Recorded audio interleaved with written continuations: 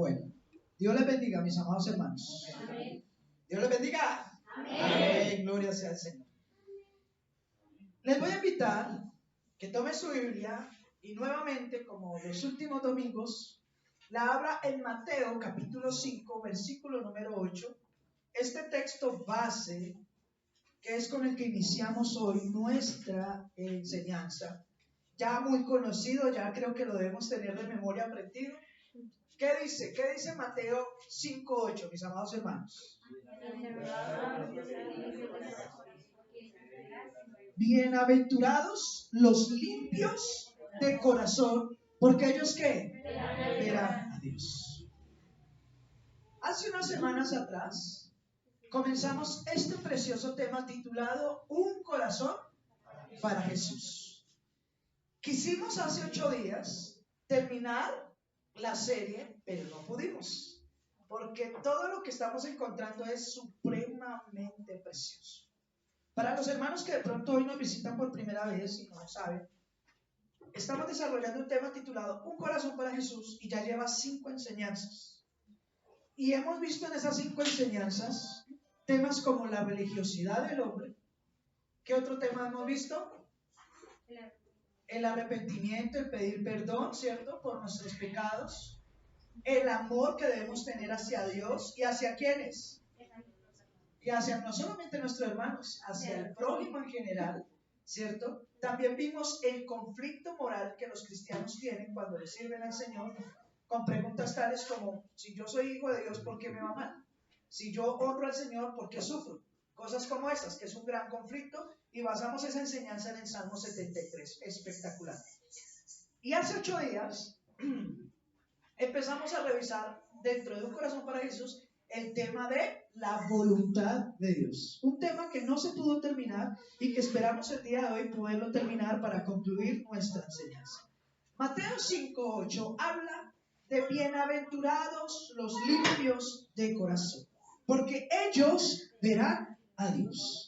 Mis amados hermanos, Jesús fue enfático en enseñar en este pasaje bíblico que una persona que limpie su corazón de todo lo malo, de toda contaminación, de todo pecado, podrá ver a Dios. Por eso es que en San Mateo, en el capítulo 7, el Señor dice que no todo el que le diga Señor, Señor, entrará en el reino de los cielos, sino solo ¿quiénes? Los que hacen ¿qué? La voluntad del Padre que lo ha enviado. La voluntad de Dios. Hemos visto que para poder limpiar nuestro corazón y ser más semejantes al Señor, no solamente tenemos que dejar la religiosidad que hay veces se apega a nuestras vidas.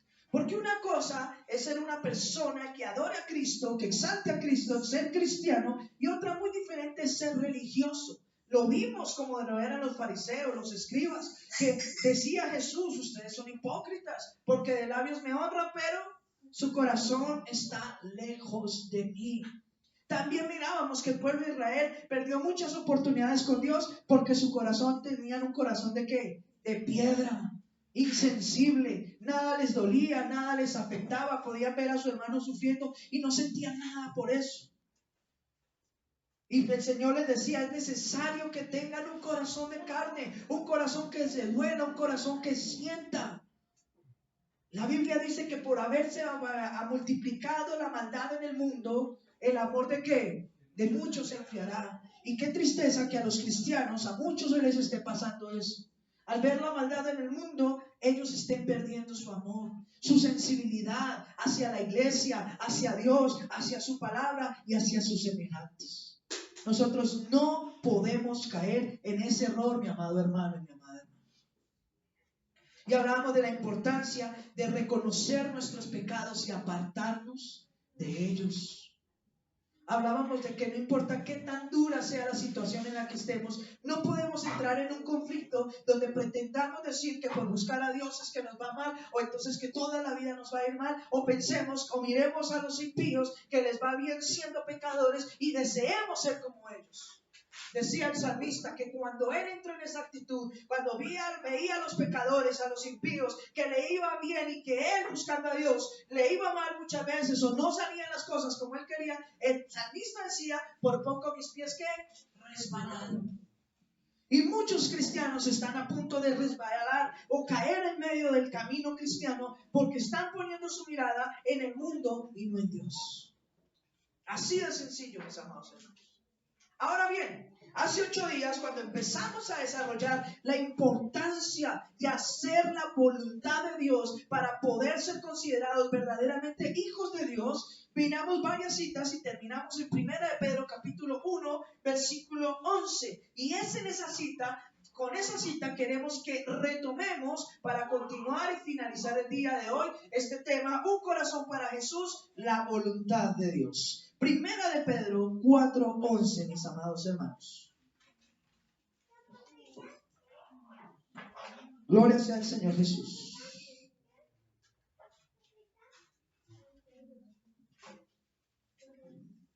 Si no trajo Biblia, acérquese a un cristiano que sí la haya traído, hermanos, y compártanla. 1 de Pedro,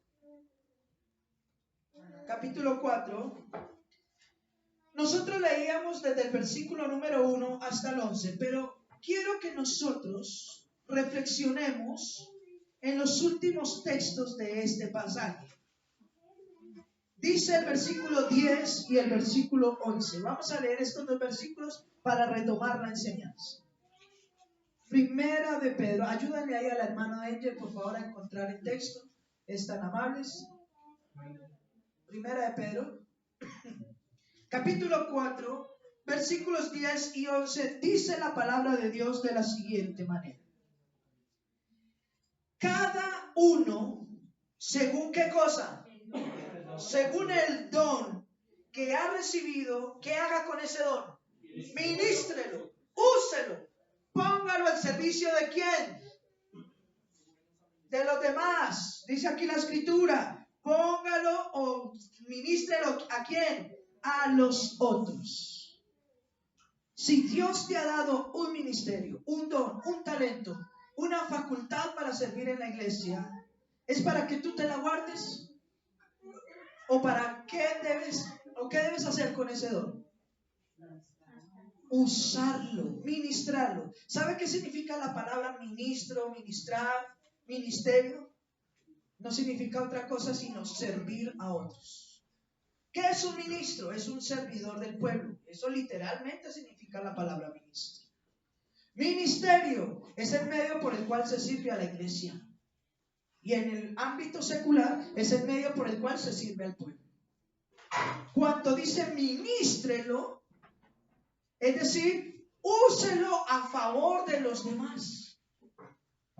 En 1 Corintios 12, el apóstol Pablo habla de los dones espirituales. Habla de 9 dones espirituales que Dios concede por medio del Espíritu Santo a la iglesia. Pero al finalizar el texto dice que a cada uno, como le ha sido dada esa facultad, úselo y ministrelo para la edificación ¿de quién? De la iglesia. Parte de hacer la voluntad de Dios y de desarrollar un corazón como Cristo es que nosotros no nos envolvamos en nuestro diario vivir y no hagamos nada por la causa de Cristo. Todos y cada uno de nosotros, desde los diferentes lugares donde estemos y desde las diferentes capacidades, dones, talentos, ministerios que el Señor nos ha dado, debemos servir en la iglesia. Lo decía hace 8 días, en otras congregaciones, quizás para que usted logre llegar a servir, es muy complejo y difícil porque se interponen muchas barreras humanas. Pero la ordenanza de ir a predicar el evangelio a todo el mundo, de ir a ser discípulos a las naciones, de bautizarlos en el nombre del Padre, el Hijo y el Espíritu Santo, la ordenanza de ir a hacer la obra del Señor, no solamente se la dio Jesús a los apóstoles, sino a toda la iglesia general. Esa es una orden, un mandato que usted y yo tenemos. Todos tenemos que hacer la obra. Ahora, Señor. Hermano, perdona que lo interrumpa. ¿Cómo hacer para diferenciar entre don y talento? Don y talento. A ver, la parábola de los talentos habla precisamente de las capacidades que Dios nos ha dado. Puede ser un ministerio, puede ser un don o puede ser alguna facultad espiritual. Recuerde que en los talentos en la antigüedad no se refería a capacidades propias, sino a ¿qué? A dinero, que se ponía a trabajar y a producir para que produjera más. En el ámbito de los talentos, lo que el Señor nos está diciendo es que lo que Él nos ha dado, esos dones, esos ministerios, esas cualidades o lo que otros llaman talentos, cualquier capacidad que Dios te haya dado para trabajar en la iglesia, no te la debes guardar, porque es un don, es algo muy precioso. Se identifica o se hace la analogía del talento, porque el talento era algo muy preciado.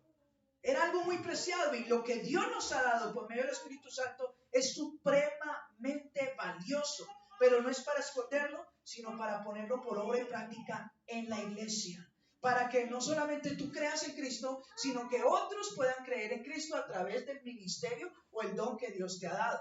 Eso es el talento, es decir, el que nosotros, todo cuanto Dios nos dé, lo pongamos al servicio de los demás y lo pongamos a producir. Es que aquí se habla de producir, mis amados hermanos. Tristemente, muchas iglesias han caído en el error de hablar del crecimiento. Vamos entonces a llenar la iglesia y hacen planes humanos para llenar la iglesia. Eso no es correcto, porque es que nosotros no somos los que traemos gente a la iglesia. ¿Quién es el que añade a la iglesia a los que han de ser salvos? Dios. La palabra dice que es Él. ¿De quién es la obra? Nuestra o del Señor. Del Señor. Entonces, ¿cómo hago yo para multiplicar mi talento de la manera correcta? ¿Cómo hago yo para que la gente llegue al evangelio de la manera correcta? Ciñéndonos primeramente a la verdad de las escrituras y segundo, dedicando tiempo a servir en la iglesia. ¿Cómo dedicas tu tiempo a servir en la iglesia? Los más mínimos. Por ejemplo, mi hermano Willy. Todos los días mi hermano Willy se va a trabajar. Habla con diferentes personas todos los días. ¿Cuál es el medio por el que él puede usar su don, su talento? Con toda esa gente que conoce, háblele. Ministreles, dígales. Los invito a la iglesia. Mire, Dios, esto de lo que ha aprendido, comparta. Algunos piensan que el ministerio solamente es pararse aquí al frente. Mis amados hermanos, venir y predicar a la iglesia es supremamente importante, pero no es todo. Acuérdense que el pastor es tan solo uno de los ministerios. Hay otro ministerio que es el evangelismo, y ese lo podemos hacer todos. La pregunta es, ¿lo estamos haciendo? ¿Estamos evangelizando? ¿Estamos compartiendo? Hay otro ministerio que es la maestría, y muchos ya tienen capacidades para enseñar a otros. ¿Lo estamos haciendo? Hay hermanos que tienen el don de orar por otros para que sean sanos.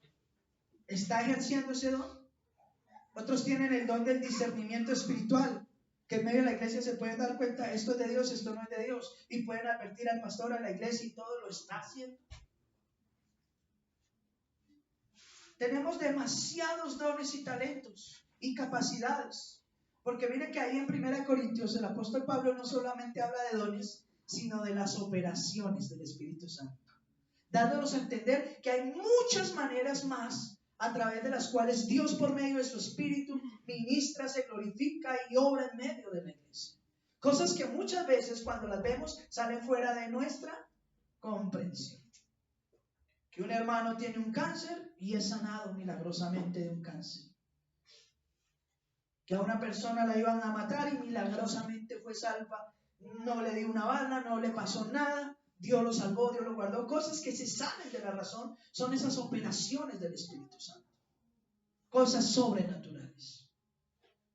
Entonces, mis amados hermanos, el apóstol Pedro dice que si alguno tiene un don, un ministerio, una capacidad dada por Dios, póngala ¿qué? Al servicio de la iglesia. ¿Lo está diciendo o no lo está diciendo?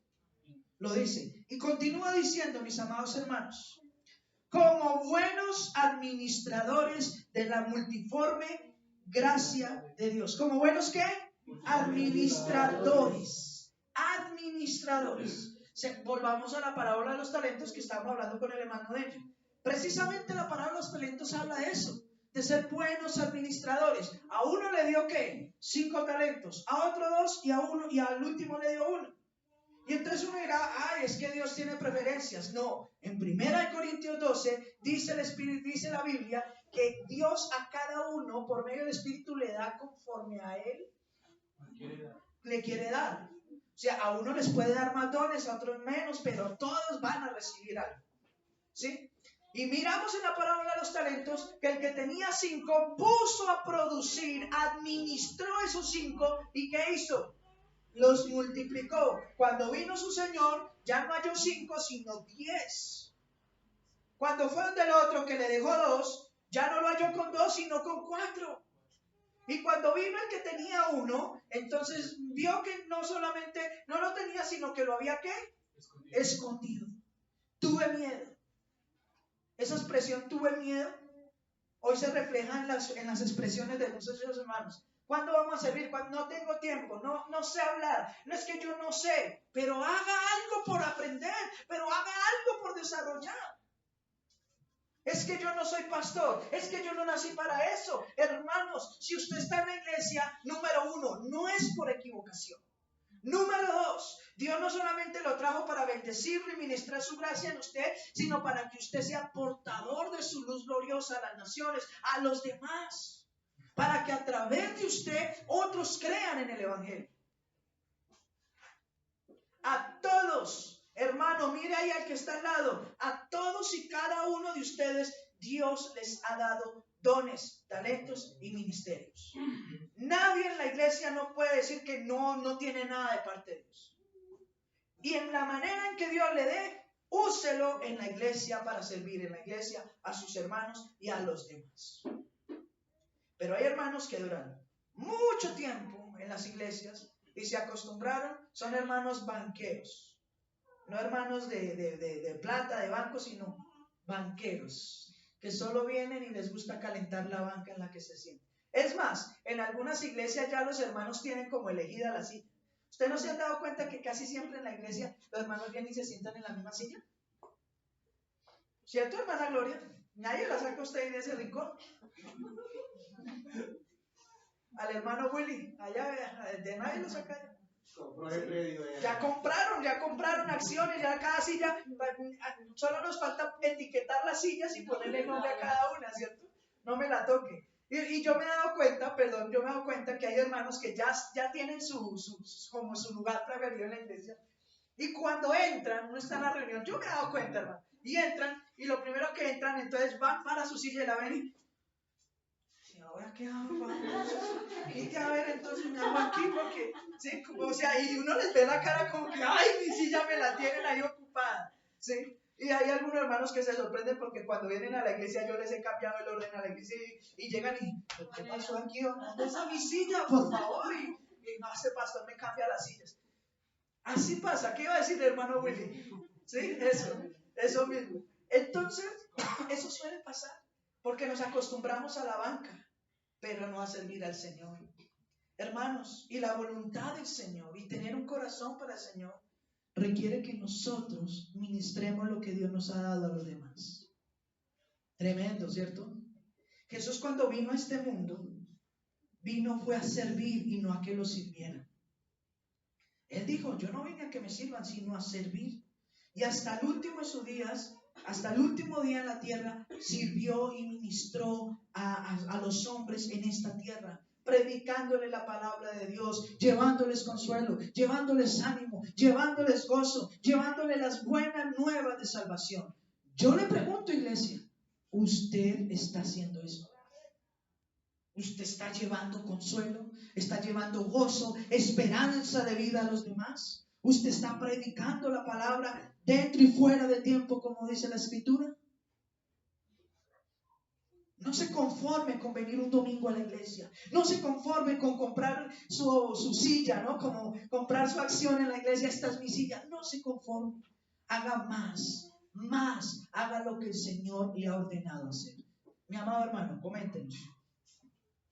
Esto cuando se trata de la fe en el Señor, porque el mismo Señor nos dice, en verdad os digo, que el que cree en mí, las obras que yo hago, Él las hará también y aún mayores. Amén. En verdad les digo, ¿no? Que el que cree en mí, las obras que yo hago, Él las hará también y aún mayores. ¿Qué hizo Cristo en su ministerio? De todo. Sanó personas, liberó personas, predicó el evangelio, confrontó a los religiosos, mostró amor, hizo de todo. Y dice que nosotros estamos llamados a hacer cosas mayores que las que Él hizo. Vuelvo y lo pregunto, ¿lo está haciendo usted? Tremendo. Sigue diciendo, versículo número 11. Si alguno de ustedes hable conforme a las palabras de Dios. Si alguno ministre conforme al poder que Dios da, para que en todo Dios sea glorificado por Jesucristo, y a quien pertenecen la gloria, el poder, el imperio por todos los siglos de los siglos. Amén. Ahora bien, aquí viene un gran paradigma. Hablar, pensar o actuar conforme a mi voluntad o conforme a la voluntad ¿de quién? De Dios.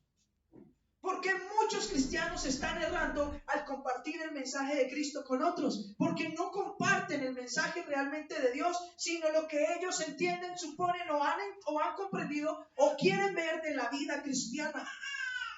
Por ejemplo, algunos van a una iglesia en una situación, supongamos, un hogar con luchas, con pruebas, con dificultades, con pecados, bueno, y están a punto de separarse, supongamos. Entonces, no falta el hombre o la mujer que supuestamente está en Dios y atina a decirle a la pareja que lo mejor es que se separen, que si ya no se entienden, cada uno coja por su lado. Cuando la Biblia dice que lo que Dios unió, ¿no? ¿Qué? Entonces, muchos, cuando van a aconsejar, y ojo a esto, les voy a dar este consejo de consejería cristiana. Usted nunca le diga nada a nadie basado en lo que usted piensa o en lo que usted está sintiendo en el momento. Sobre todo, y qué pena lo digo, las hermanas. Llega la hermana, voy a ponerla de ejemplo, ¿no? Es que llega la hermana Paola y le dice a la hermana Andrea, ay no, Andrea, es que mire, Brian, yo ya no me lo aguanto, ya no sé qué hacer, ¿cierto? Ya lo sabíamos. Y entonces Andrea, como es hermana en la fe, pero también hermana en la sangre, entonces no piensa objetivamente, sino que se hace al dolor de su hermana y dice, no, usted no se aboba, déjelo, eso hay mejores partidos, ¿cómo se va a aguantar eso? Porque no piensa desde la óptica bíblica, sino que se junta el dolor de su hermana. Ahora, cuando usted va a dar una consejería cristiana y cuando va a hablar algo en la iglesia y cuando va a compartir de Dios con el que sea, nunca lo haga pensando en agradar o que esa persona quede a favor suyo o usted congraciarse con él. Hágalo desde la óptica de lo que Dios ordena. Entonces Andrea le dice a Paula, bueno, pero ¿por qué es el problema? No, que es que él no me quiere hacer caso, pero entonces el problema ya no es solo de él, es también suyo. Venga a ver qué es lo que pasa. Oremos, intenten al menos, ¿cierto? Pero no, hermanos de otro no, camine y le damos entre los dos. ¿Cuántas veces a mí como pastor no ha venido un hermano, una hermana y me ha dicho cosas y me ha pedido consejos? Y uno en su mente, humana y carnal, uno dice, no, pero ¿cómo es posible? No, uno dice, no, pero y uno quisiera decirle de todo. A veces a favor, a veces en contra. Hay que ser honestos. Pero nunca se nos debe olvidar nuestra posición en Cristo como hijos de Dios. Entonces uno lo que hace es amarrarse la lengüita y decir, ok, esperen, miramos, ¿cómo es el problema? Esto, yo pienso, creo una cosa, pero esperen tantito, ¿qué dice la Biblia? Y que sea la Biblia la que aconseje al hermano o a la hermana. Porque para gusto o disgusto del hermano y la hermana, ya no va a ser usted, sino la Biblia quien aconseje. Entonces me lo tengo que aguantar. ¿Para qué se casó? Porque el matrimonio es algo sagrado. Es algo que Dios no negocia. Hablando de matrimonios, en otras cosas, ¿no? La Biblia dice que nosotros no nos unamos en yugo desigual. Y eso no solamente aplica para matrimonios. También aplica para negocios, para sociedades. Pastor, quiero hacer una sociedad con tal persona. Ni va a la iglesia. Hace torcidos. Pero como tiene un gran negocio, usted se quiere asociar con él. ¿Usted cree que esa es la voluntad de Dios? Que usted se asocie con alguien que no está ni siquiera teniendo temor de Dios. La Biblia dice, es un error que hemos cometido nosotros, y a algunos nos ha tocado aprender a cortar con eso y no hacerlo más. No salgas fiador de nadie. Y a veces nos metemos de buena gente a hacerlo y terminamos mal. Y a veces pagando deuda de otros. Deuda, plata que ni nos hemos gastado nosotros. Porque no hacemos la voluntad de Dios. Porque nos da pena con el hermano, pero no pena con el Señor. ¿Se dan cuenta? Hacer la voluntad de Dios no siempre requiere que nosotros hagamos lo que a nosotros nos parece. Hacer la voluntad de Dios requiere que nosotros hagamos lo que Dios nos ha ordenado en su palabra. Y no todo lo que Dios nos ordena en su palabra a nosotros a primera vista es agradable. Pero les aseguro algo. La voluntad de Dios para nosotros, si la cumplimos, es perfecta, es buena y solo trae paz y consuelo al corazón. Amén. Gloria sea al Señor Jesús. Entonces, no hablemos, ni pensemos, ni actuemos a nuestra manera, sino que si alguno habla, hable conforme a qué. Mira lo que dice. Si alguno habla, hable conforme a las palabras de ¿quién? De Dios. No hables a tu manera de pensar, habla lo que Dios dice. Si alguno ministra, es decir, va a servir en la iglesia, no lo haga para su vanagloria, para decir que él es el duro. No, hágalo para ministrar la gloria de Dios y para que Dios sea exaltado en todo. Jesús se la pasó diciendo, Jesús es el autor y consumador de la fe. Pero él nunca buscó su gloria. Siempre le decía a la gente, qué pena, si no te gusta el mensaje no es mío, es del Señor. Yo no vine a hacer lo que a mí me parece. Yo lo que hablo, digo y pienso es lo que Dios me ha mandado a hacer. Y siempre le dio la gloria al Padre. Por eso dice la Escritura que por eso a él le fue dado un nombre que sobre todo nombre. ¿Usted de quién quiere ser reconocido? ¿De Dios o de los hombres? Y si quiere ser reconocido de Dios, porque sigue agradándose a usted mismo y agradando a los hombres. Ese es el dilema. Siguiente cita bíblica. Primera de Juan, capítulo 2, versículos 15 y al 17. Vamos todos ahí a la escritura. Hermano Juan, aquí somos Biblia en mano, así que no se me asuste. Gloria sea al Señor Jesús. Primera de Juan, capítulo 15, versículo 17. Capítulo 2, versículos del 15 al 17. Sí, ¿quién lo tiene ya? ¿Ya todos? ¿Quién lo quiere leer en fuerte voz de trompeta? No améis al mundo ni las cosas que están en el mundo. Si alguno ama al mundo, el amor del Padre no está en él. Porque todo lo que hay en el mundo, los deseos de la carne, los deseos de los ojos y la vanagloria de la vida no provienen del Padre, sino del mundo. Espectacular ese texto. Hermano, subrayelo, ahí en sus apuntes, déjelo ahí bien escrito.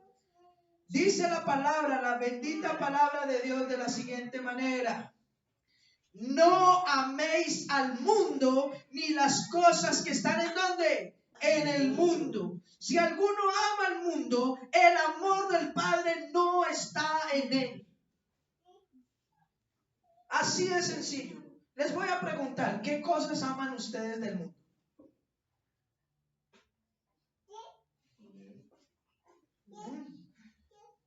Mire, en este momento, hay un debate a nivel mundial por una película animada para niños, ¿cierto?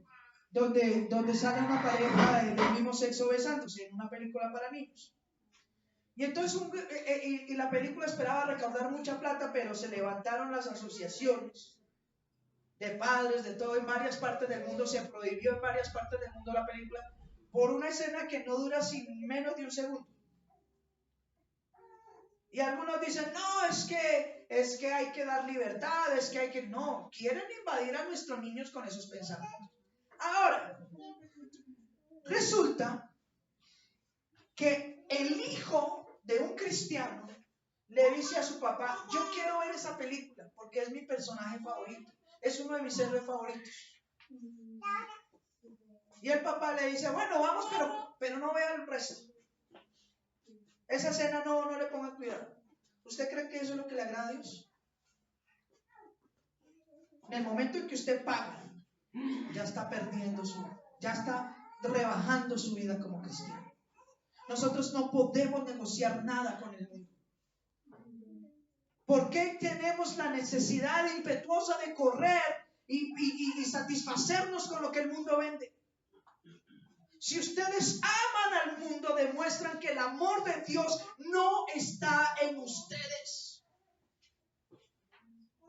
Y aquí es donde tanto adultos como jóvenes que están aquí presentes tenemos que empezar a definir prioridades. A un joven no solamente hay que hablarle con amor y ternura, sino con toda la autoridad. Muchas cosas de las que estás haciendo no son agradables a Dios. No es lo que Dios espera ver en ti. No es lo que Dios te ha ordenado hacer.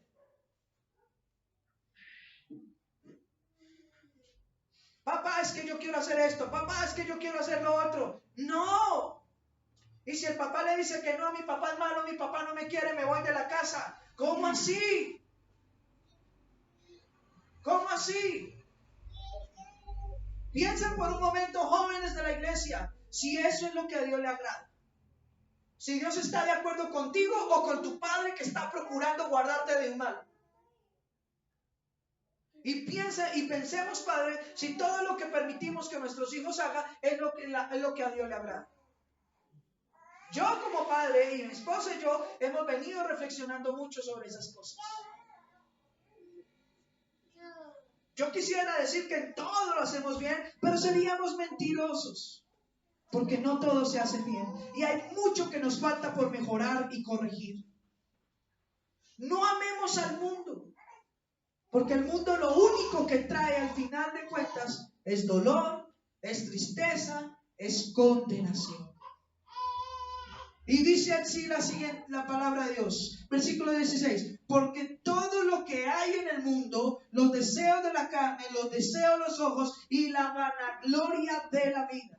Es todo lo que yo quiero, todo lo que yo anhelo, pero no es lo que Dios ordena, no es lo que Dios quiere para ti, no es lo que Dios te ha dicho que busques.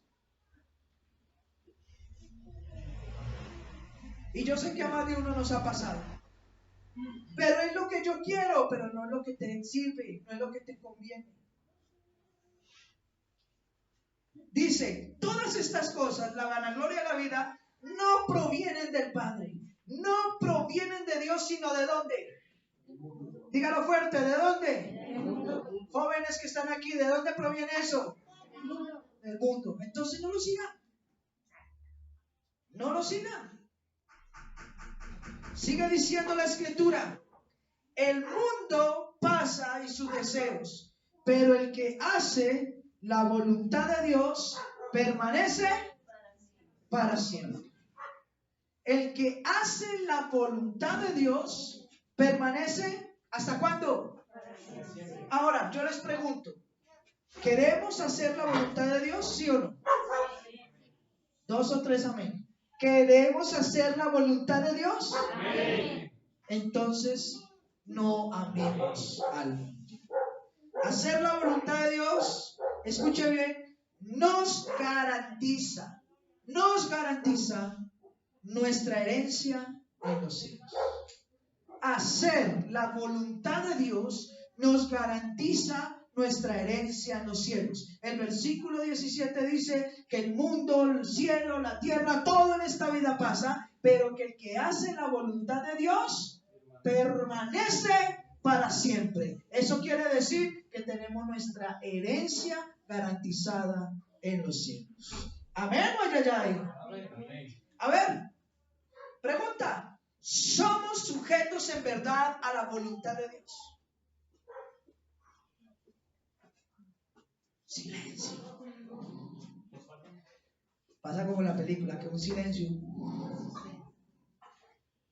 ¿Nos estamos sujetando verdaderamente a la voluntad de Dios?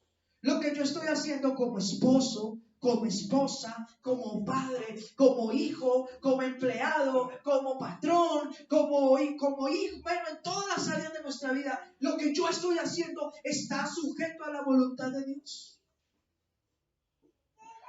Siquiera lo que estoy pensando salir a hacer después de la reunión hoy en la iglesia está sujeto a la voluntad de Dios. Pastor, pero entonces no podemos hacer nada. No, es que usted ya no vive para el mundo, hermanos. Usted ya no puede pretender decir amo a Dios, pero que su mente siga funcionando en la vía del mundo. Lo leíamos hace 8 días en Romanos capítulo 12, por lo cual, versículo 1 y 2, por lo cual, hermanos, les ruego que presenten sus cuerpos como sacrificio vivo, santo y agradable a Dios, que es su ¿qué? Culto racional. Y que se transformen o se renueven en el pensamiento, que transformen y cambien su manera de pensar, ya no a una manera mundana, sino a la manera de Cristo. Para, dice el versículo 12, el 2, para que comprobéis lo que es que agradable al Señor. Pero ¿por qué muchos no entienden lo que es agradable al Señor? Porque su mente no ha sido renovada. Porque todavía no tienen la mente de Cristo, sino quieren seguir pensando a su manera y en los deseos de la carne. Mateo capítulo 16, versículo 21 al 26. Gloria sea al Señor Jesús. 16, Mateo capítulo 16. Versículos del 21 al 26. Pastor Robinson, léalo por favor. ¿Lo tienes ahí? Vea, yo lo tengo hasta subrayado acá. Tremenda disertación del Señor. Vamos aquí a ver algo bien interesante en este pasaje. Mateo 16, del versículo 21 al 26, por favor. En fuerte voz, mi amado hermano. Jesús anuncia su muerte.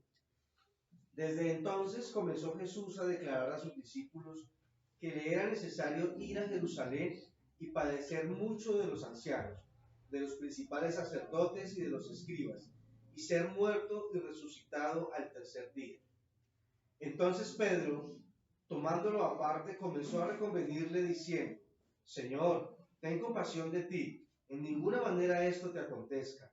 Pero él, volviéndose, dijo a Pedro: Quítate delante de mí, Satanás, me eres tropiezo, porque no pones la mirada en las cosas de Dios, sino en las de los hombres. Entonces Jesús dijo a sus discípulos: Si alguno quiere venir en pos de mí, niéguese a sí mismo y tome su cruz y sígame. Porque todo el que quiera salvar su vida, la perderá, y todo el que pierda su vida por causa de mí, la hallará. Porque ¿qué aprovechará al hombre si ganare todo el mundo y perdiere su alma? ¿O qué recompensa dará el hombre por su alma? Amén. Vemos esta preciosa escena donde Jesús comienza a decirle a sus discípulos, advertirles que ya se acercaba la hora de su partida, de su muerte, y les decía que era necesario, escuchen bien, que era necesario que él tuviese que ¿qué? Padecer y sufrir mucho a mano de ¿quién? De los sacerdotes, de los fariseos, de los escribas, quienes fueron a los que finalmente los llevaron a la cruz. Ahora viene el apóstol Pedro, y como gran amigo de Jesús y amando a Jesús, escuchando estas palabras, le dice: no, ¿cómo se le ocurre que usted va a pasar eso? Tenga compasión de usted mismo.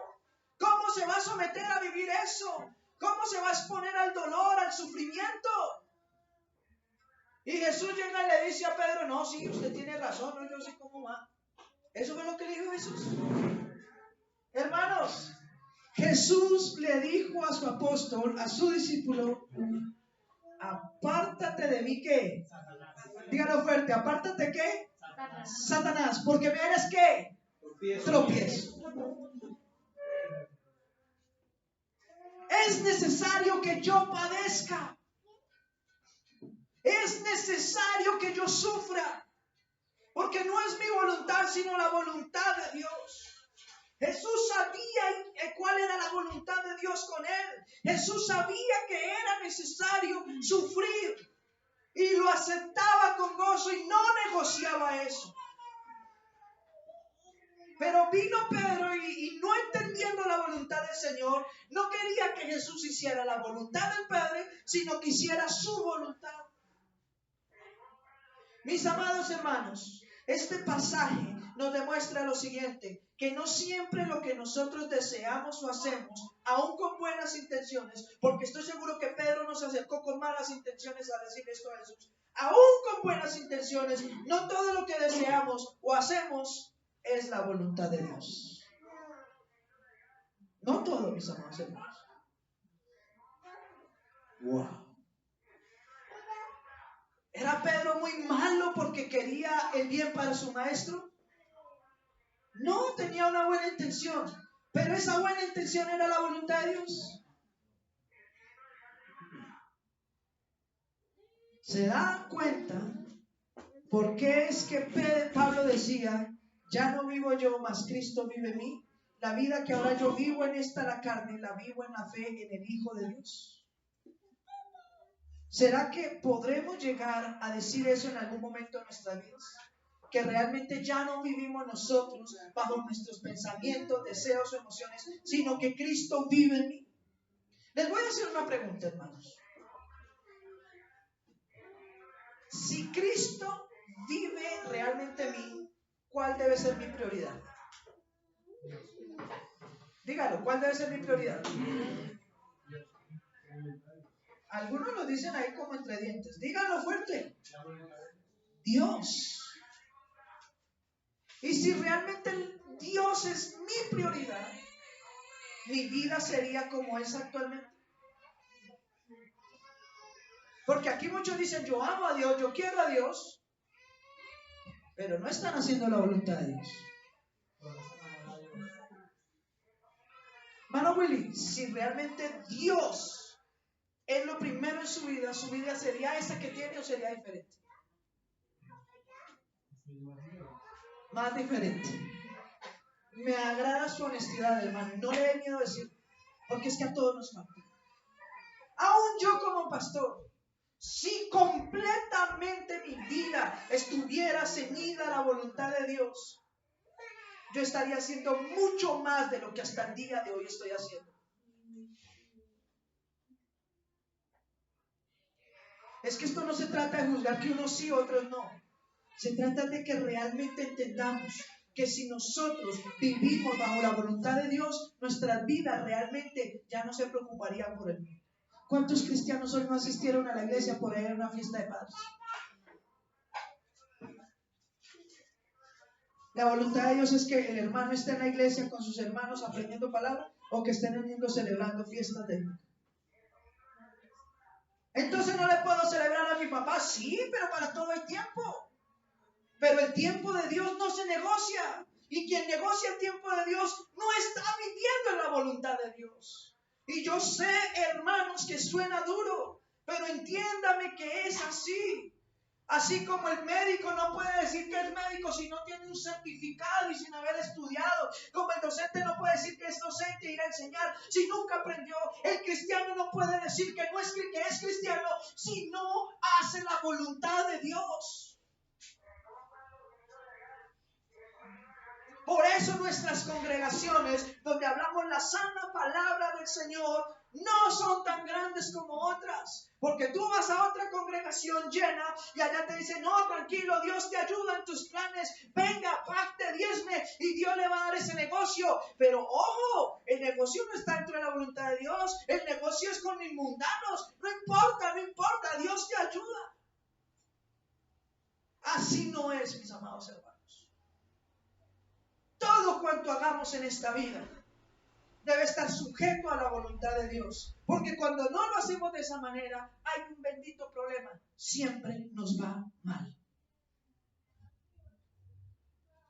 Cada vez que tú haces las cosas a tu manera, te metes en problemas. Terminas en situaciones que no son para nada buenas, que no reflejan ese bienaventurado, lo limpio de corazón. La palabra bienaventurado, lo dijimos al inicio de las enseñanzas, significa grandemente dichoso, sumamente dichoso y en paz. El que se limpia de todas estas cosas puede vivir con gozo y paz verdaderas. Jesús le dijo a los apóstoles con este pasaje que era necesario negarse a sí mismo.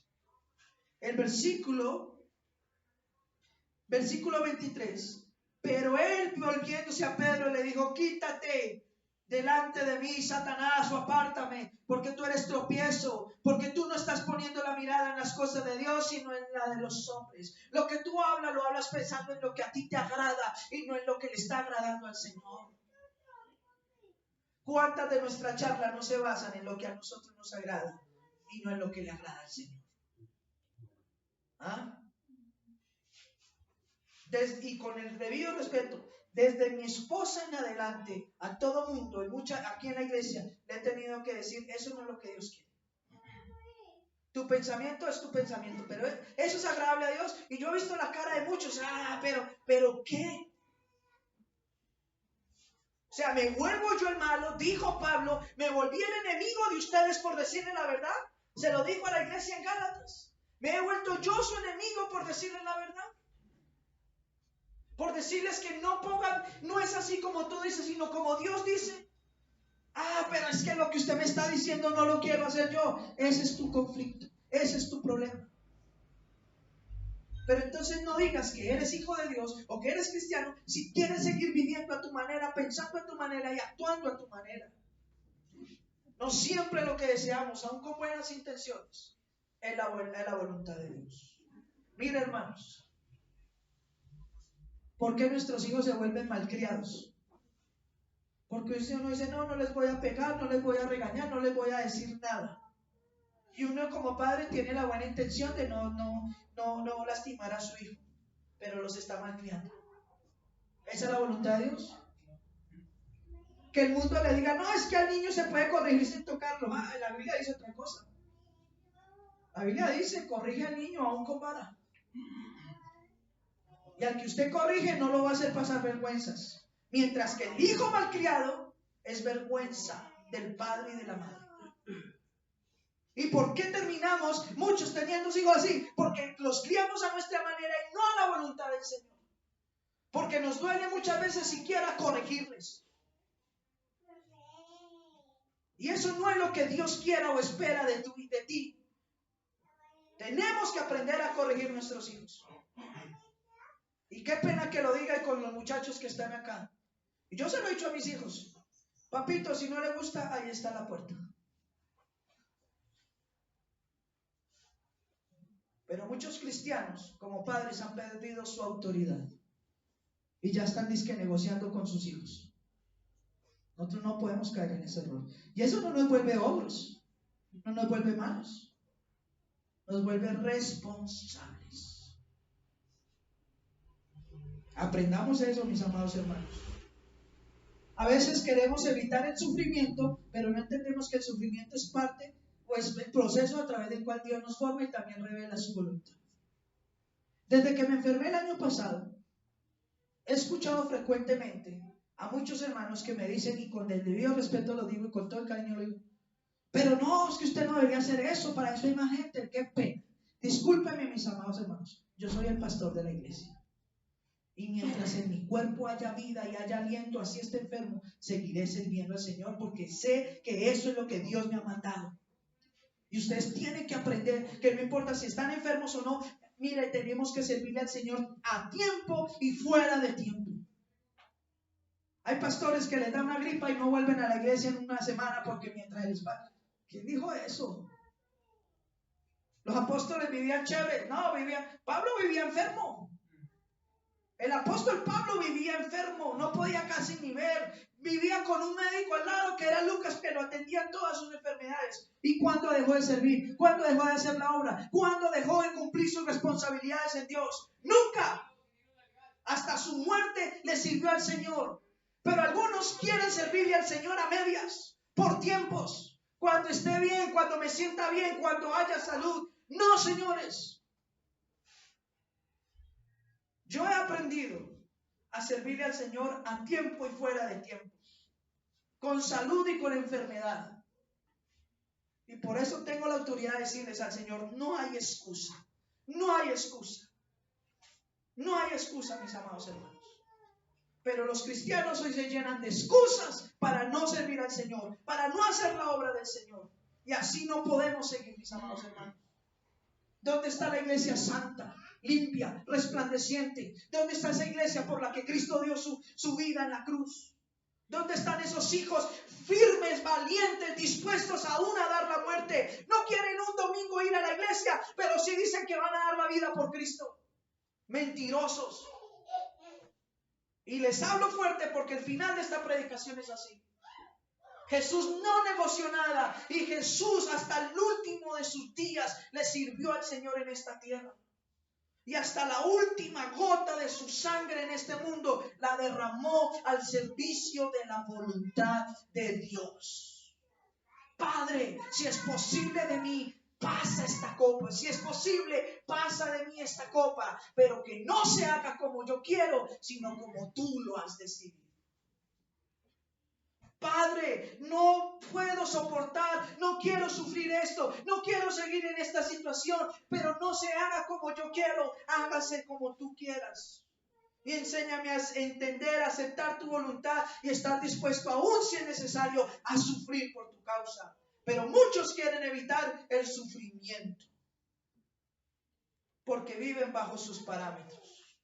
Niéguense a sí mismo. Si alguno quiere venir en pos de mí, niéguese a sí mismo y tome ¿qué? ¿Sabe qué quiere decir esa palabra cruz? Tome su cruz. Papito, si me quiere seguir, ya no viva usted para usted, sino viva para mí. Y segundo, tome su cruz. Es decir, entienda que el evangelio no es algo fácil. Entienda que el evangelio tiene retos, tiene sufrimientos, tiene muchas dificultades. Niégate a sí mismo. Toma tu cruz y sígueme. Pero muchos quieren seguir al Señor sin negarse a ellos, sin tomar su cruz y viven renegando de todo cuanto pasa en sus vidas. Por eso la Biblia dice que el reino de los cielos se hace ¿qué? Fuerte.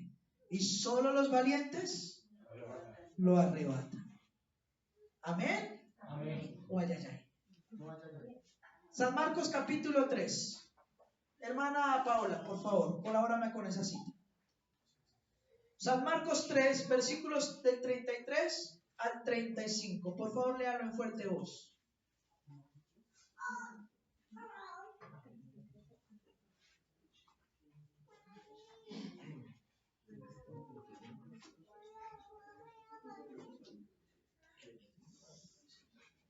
¿Lo tienes? Léelo, por favor. Voz de trompeta. Él les respondió diciendo: ¿Quién es mi madre y mis hermanos? Y mirando a los que estaban sentados alrededor de él, dijo: He aquí mi madre y mis hermanos. Porque todo aquel que hace la voluntad de Dios, ese es mi hermano, y mi hermana, y mi madre. Wow. Porque todo aquel que hace la voluntad de Dios es ¿qué? Ese es mi hermano, mi hermana, mi padre o mi madre. Mis amados hermanos, está Jesús haciendo el ministerio, está predicando y llega la familia terrenal, carnal de él, María y sus hijos. Hazme un favor, es que necesitamos allá a Jesús, a mi hijo, sí, dice María. Entonces van los discípulos: Señor, que afuera están su mamá y sus hermanos que lo necesitan. Jesús salió corriendo tras la familia, ¿cierto? No, un momentico. Díganles que, y ojo de ustedes aquí también. ¿Quiénes son mi mamá, mis hermanos? ¿Quiénes son mis familiares? Todo el que hace la voluntad de Dios, de mi Padre, ese es mi hermano, esa es mi mamá, esa es mi hermana, ese es mi familia. Pero no, los cristianos le dan prioridad hoy a su familia terrenal, que muchas veces ni tienen nada que ver con Dios, antes que a su familia celestial.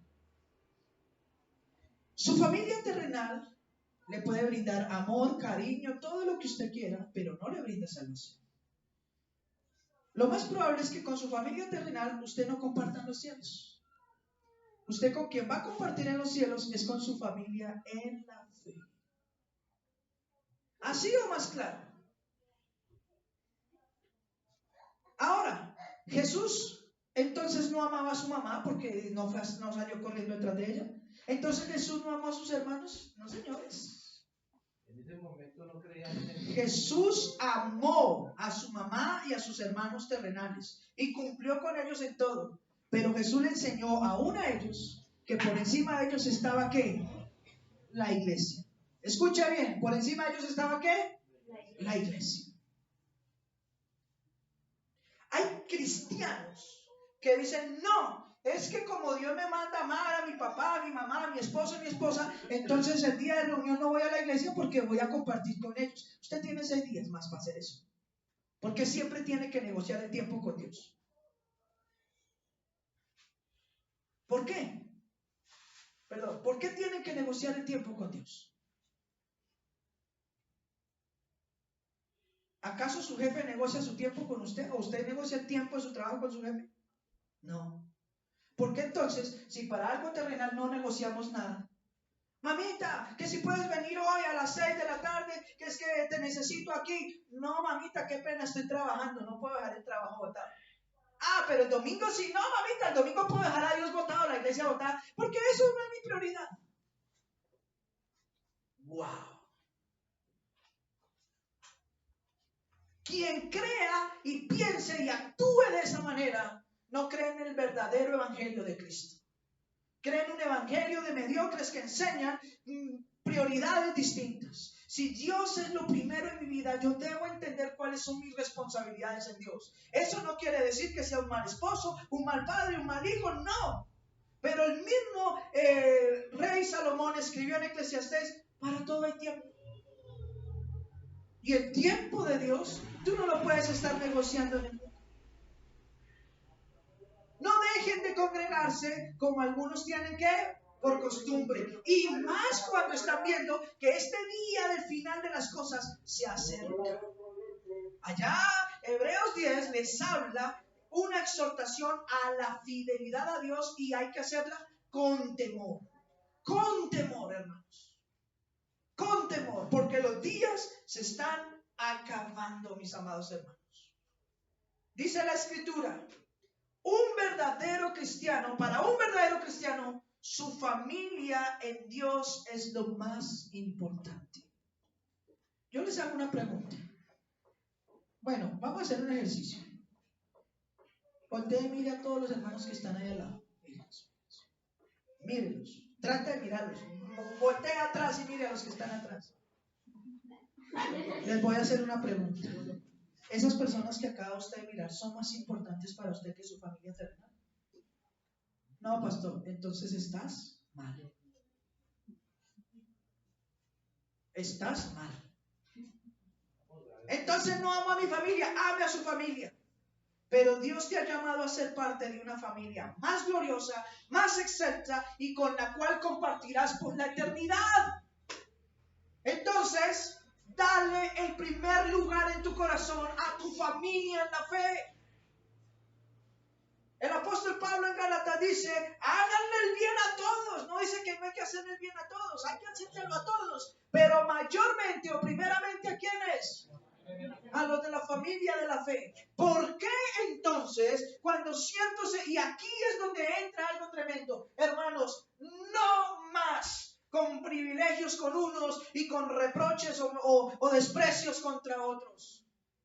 Algunos cuando entran a tu casa, sin necesidad de que ellos te digan nada, les sirves tinto, les sirves gaseosa, así sea un vaso de agua. Pero otros cuando entran a tu casa porque no son de agrado, entonces no ves la manera de sacarlos y ni siquiera los tratas. ¿Acaso Cristo no murió también por él? ¿Cristo atendería a uno y rechazaría al otro? No, pastor, Cristo no haría eso. Entonces, ¿por qué tú lo estás haciendo? No has entendido que la voluntad de Dios no se trata de hacer lo que a ti te parece, sino lo que Dios nos ha ordenado hacer en su palabra. ¿Por qué piensas que alguien es menos o más que otros? Cuando delante del Señor todos somos iguales. ¿Por qué haces eso, hermano? ¿Por qué piensas que alguno es mejor que otro? Vuelva y mira a los hermanos. Vuelve y mírelos. Porque por todos y cada uno de ellos Cristo pagó en la cruz, como lo hizo contigo. Tu deber es amarlos. Tu deber es ayudarles. Tu deber es tener comunión con ellos.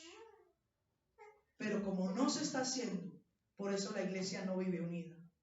Porque para muchos es más importante su vida, su familia en la carne, sus amigos en el mundo, las cosas en el mundo, que las cosas en Dios y que su familia en la fe. Primera de Tesalonicenses, capítulo 4, versículos del 1 al 8.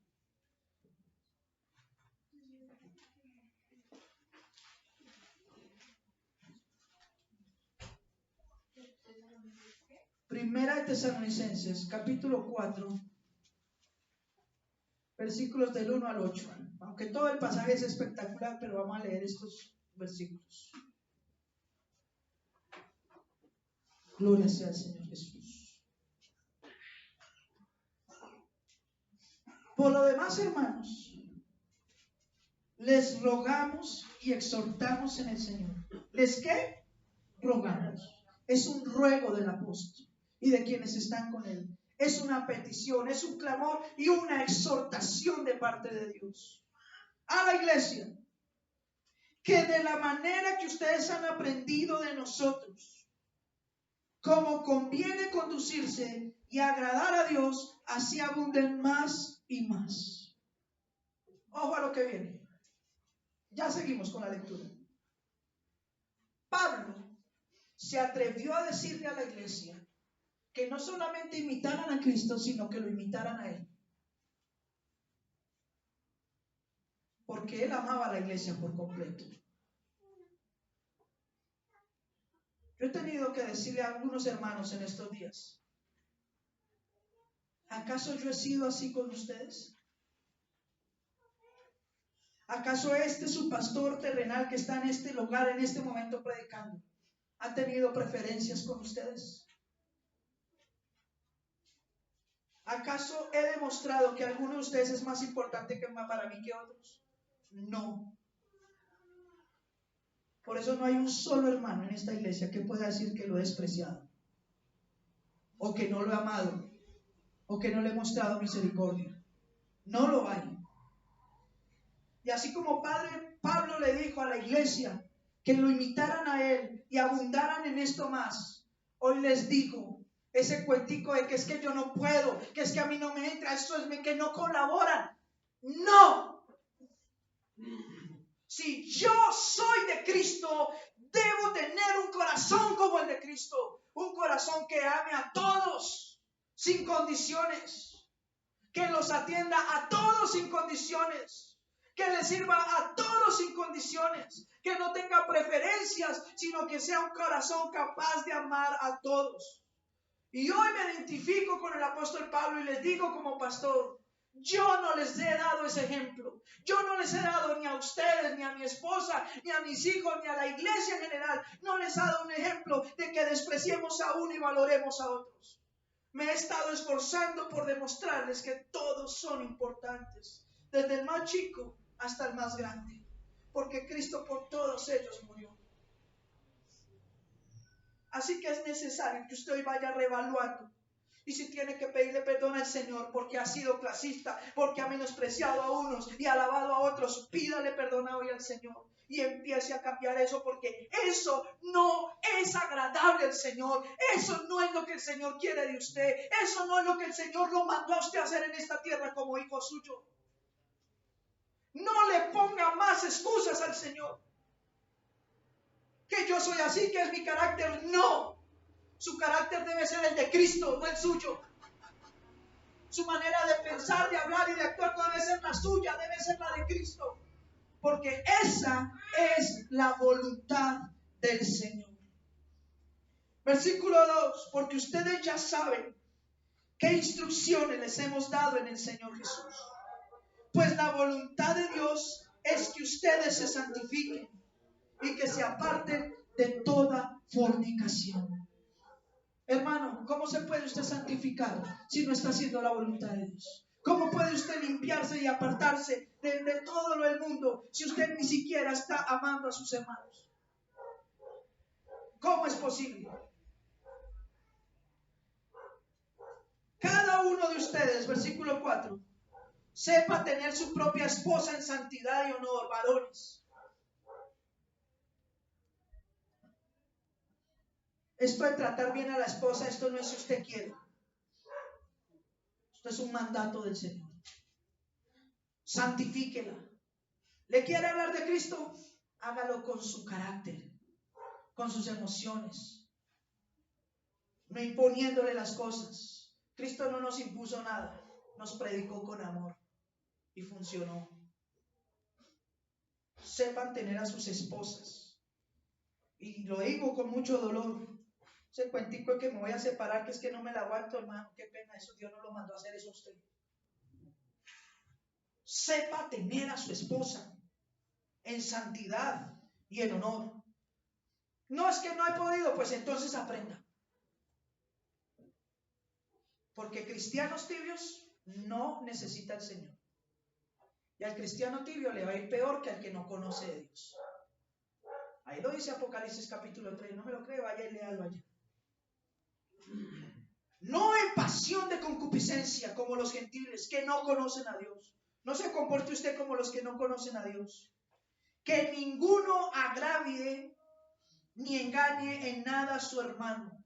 Hermanos, entre nosotros no deben de haber engaños, ni agravios, ni ofensas. Y si las hay, tenemos que tener la capacidad de pararnos y pedir perdón y decir, hermano, qué pena, hermana, qué pena la embarré con usted, voy a tratar de hacerlo mejor.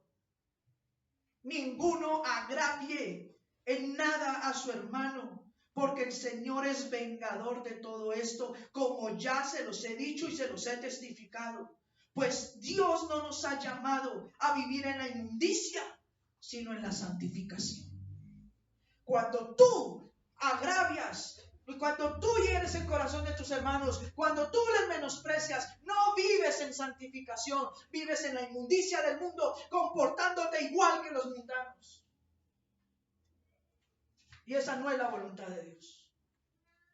Y el 8 dice, así que el que desecha esto, es decir, el que de ustedes hoy, después de esta predicación, diga, no, voy a desechar eso, esa palabra no es para mí, pues les advierto algo. El que desecha esto, le dijo Pablo a la iglesia, no desecha al hombre, no desecha la predicación de un pastor mortal como el que está aquí delante de ustedes, sino que está desechando a Dios, que también nos dio su Espíritu Santo.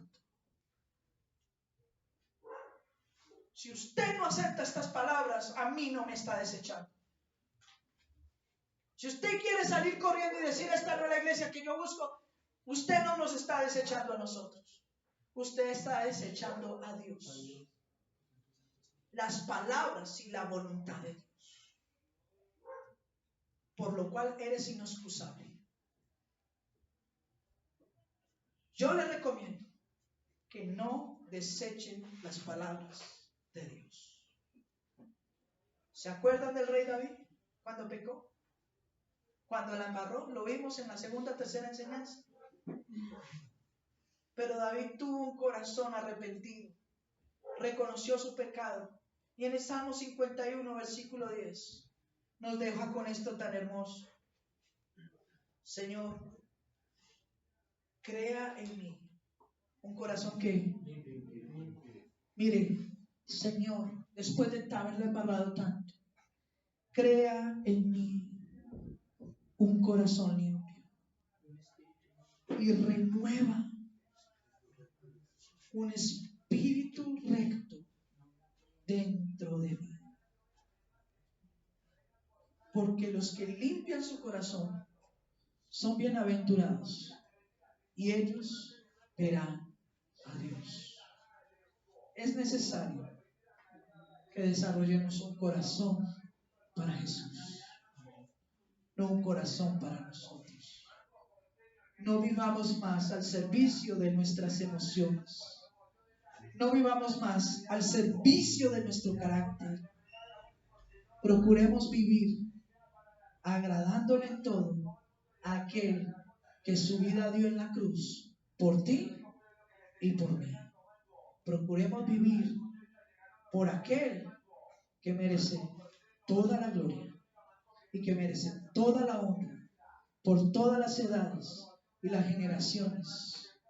Amén. ¿Cuánto le dan la gloria al Señor Jesús? Dale la gloria con todo su corazón.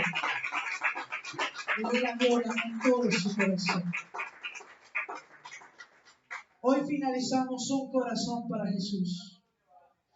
6 enseñanzas, 65 citas bíblicas, casi 300 versículos, en los cuales espero que usted haya aprendido que necesitamos limpiarnos y empezar a vivir realmente para el Señor, haciendo su voluntad santa y perfecta. ¿Cuántos quieren orar conmigo en esta mañana? Pónganse sobre sus pies y vamos a orar. Aleluya.